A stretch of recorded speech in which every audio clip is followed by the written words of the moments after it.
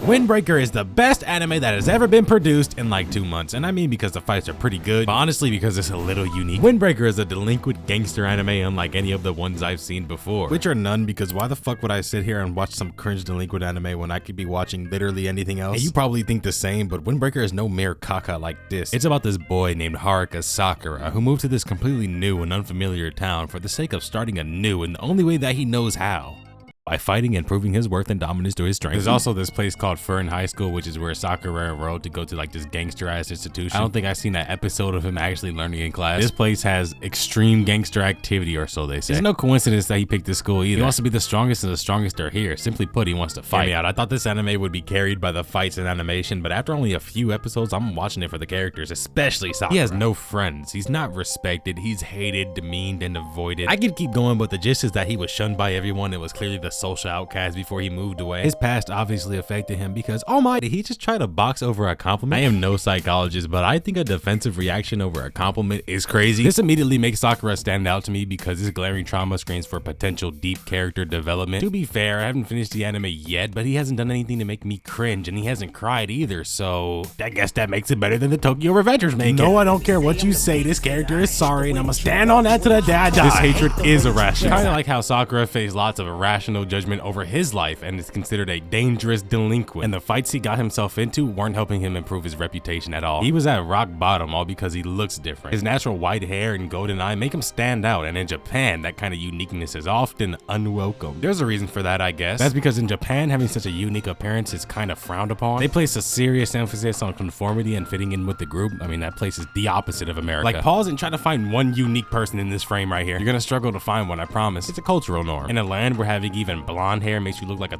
thug, he's often ostracized and treated as an outsider from the get-go. If you're different, he'd be like this. And they're already looking at you weird, bruh. So for Sakura, the only path to validation in his world is through physical combat. It's been ingrained in him since day one. In his own words, the lowest of the low, hated by all others, are worth nothing but their fists. To Sakura, somebody who is literally hated by all others, rising to the top through sheer strength is the ultimate form of affirmation. Kageron! Why can't I be the best? Type shit. It's not just about winning fights. It's about proving his worth in a society that has always belittled him. Fighting isn't just a means to an end for Sakura. It's his way of carving out his place in a world that's always constantly pushed him to the sideline. And he's determined to do it all by himself, of course. But the thing that makes me titillate, makes me stim all over this anime, is because in Furren he's hit with a reality check. That hey, even All Might needs some help. You can't climb to the top solo. The strongest always has allies that he could rely on. Allies? The idea of having allies, it's like speaking a foreign language to him. His whole life, Sakura's been convinced that he's a lone wolf in a world of sheep. So when people offer him a hand, he's on some motherfucking Black Air Force activity. Like, they were bandaging his leg here and he almost crashed out just because he had never gotten help like this before. So he thought they was standing on business and he stood on business. You can't tell me this isn't interesting. I'm not hearing it. So Sakura's starting to realize that maybe, just maybe, he can't do it all on his own. But let's be real, old habits die hard, especially when you spent your entire life believing you're better off on your own. So how does this newfound revelation play out for Sakura? To keep it a stack in a fifth, I don't care. I came here for the jumping and the boxing just like you did. Trust and believe, if this anime was a slice of life, I'd be gone. I mean, they cook with the boxing. They have a tournament arc in the first season. Need I say more? Anime characters will just start talking to each other in the middle of a fight. By the end of their long conversation where they go into details about this, that, and the third, I don't even want to watch anymore. I'm just experiencing weariness. Yeah, Windbreaker, it doesn't do any of that shit. I also like how they don't have random powers like Tokyo Revengers. I just don't like it. Comment if you can relate, because I'm getting the dopamine injection until I compare it to other delinquent anime that I want to watch until I see shit like this.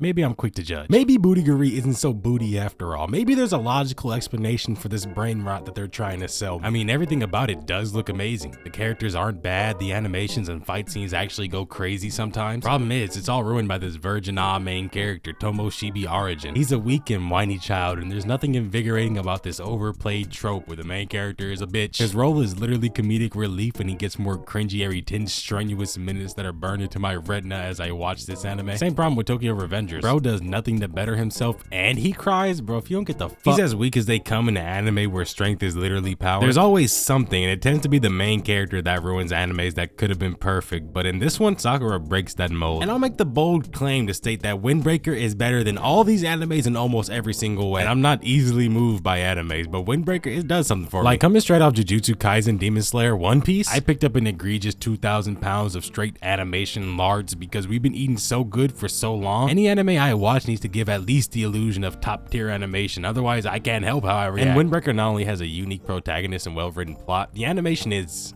I mean, when compared to his competitors, it's really good. Specifically compared to its competitors. It's no Jujutsu Kaisen, nor is it in the same realm as that, but somehow it still manages to get me out of my seat. That's why I said, give me the illusion of good animation, because that's all I really need. I go from seeing these sorry frames and questioning what I'm watching to getting hyped up all within the same 15 seconds like this. Oh! Wait a minute. What is this? Animation, bruh. Oh, shit. I didn't want to get too deep into the anime and spoil anything for you, but I think Windbreaker is more about narratives like redemption and acceptance in a new environment rather than ooga booga brain rot gang wars cool Mikey kick. In other words, cringe, at least to me. There are other aspects like the phenomenal characters in Windbreaker that I didn't talk about, simply because I prefer you draw your own conclusions about these characters. I like a lot of them, especially the Zenitsu-like character. Hopefully this anime doesn't flop and make me look like an idiot, but if you like my sexy ass voice, I can make them subscribe.